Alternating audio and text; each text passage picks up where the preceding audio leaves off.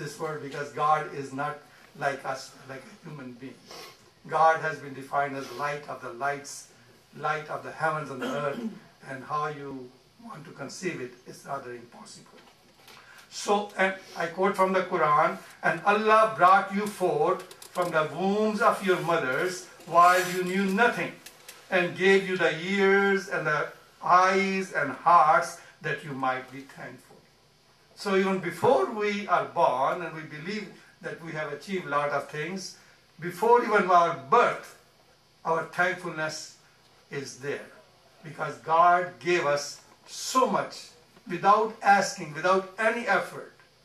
It was a mingling of a sperm of a man and an egg, and then a human body and human soul and human brain and human eyes and human heart is created out of that. We shouldn't be thankful to that, for this kind of blessing. Then Allah says, so eat the lawful and healthy food which Allah has provided for you, and be thankful for the bounty of Allah if it is Him you worship. Now we take it for granted the food is there, you know. But there are millions upon millions in this world, and we know they are starving, they are going hungry.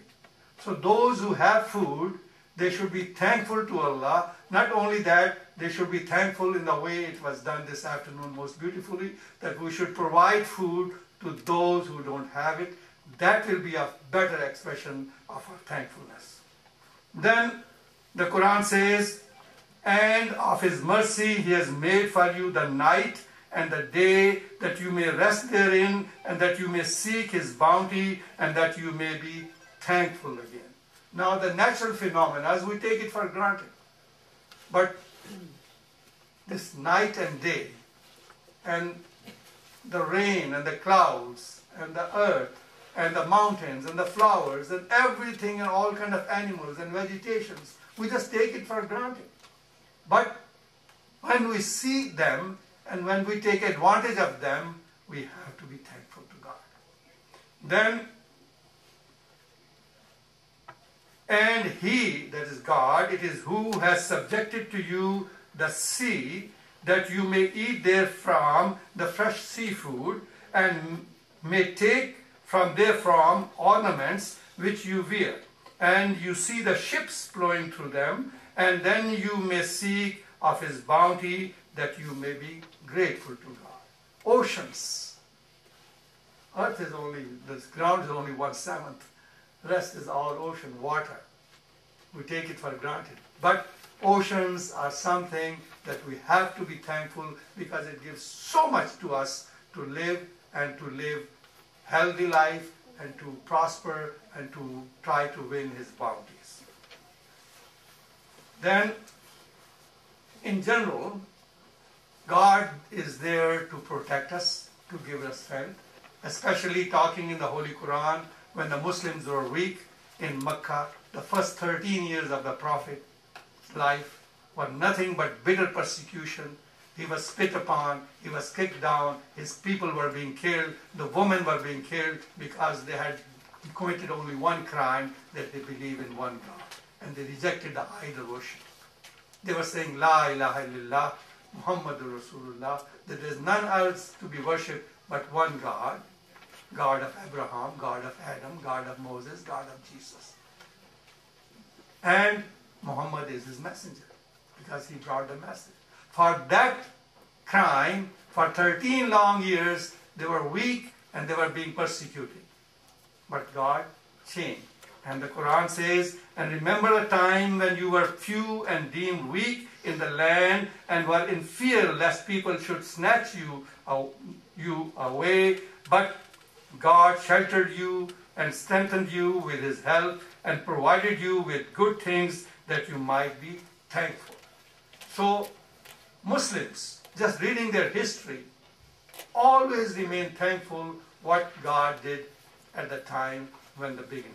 The same thing happened to the Christianity. For 300 years, Christians were being persecuted by the Romans and others. 300 years. But then they got the strength back. Jews, they were persecuted only a few decades back. Now, God saved them. So when the nations are saved and protected and given strength, it's time to be thankful, not to be arrogant, not to be something taking revenge or something. It's to be humble and to remain thankful.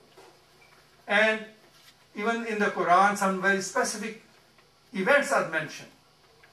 And Allah helped you at Badr when you were weak, and to take Allah for the protector, for maybe grateful. At the time in the life of the Prophet, when he left his city and went to Medina, another city, he was not left alone. And there was a battle. There were 313 Muslims and 1,000 armed forces, their enemies, who attacked them. And God helped them, and the Muslims were victorious. So that was something to be thankful. Now, the time is up. Though I was taking advantage of the 10 extra minutes that we had in the very beginning, but maybe someone else is coming up. So I like to be short and brief. The only thing that I like to say is that God says in the Holy Quran, remember me and I will remember you, and be thankful to me and do not be ungrateful to me. And it goes without saying that most of us, for most of the time, we are never thinking to be thankful to God. Then the Holy Prophet Muhammad, may peace and blessings be upon him, came and he set an example how to be thankful. But he said one thing, that if you're not thankful to the people, then you're not thankful to God. God doesn't need our thanks, but we each other need each other's appreciation, approval, amendments, thankfulness, because that brings the hearts together. As we are together here this evening, and we are very thankful for all of you to be here, and we're thankful to God who brought us here, and hope will continue to remain the same. Thank you once again.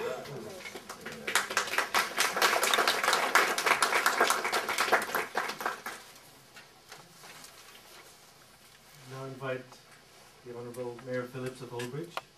Please come and address us. Sure.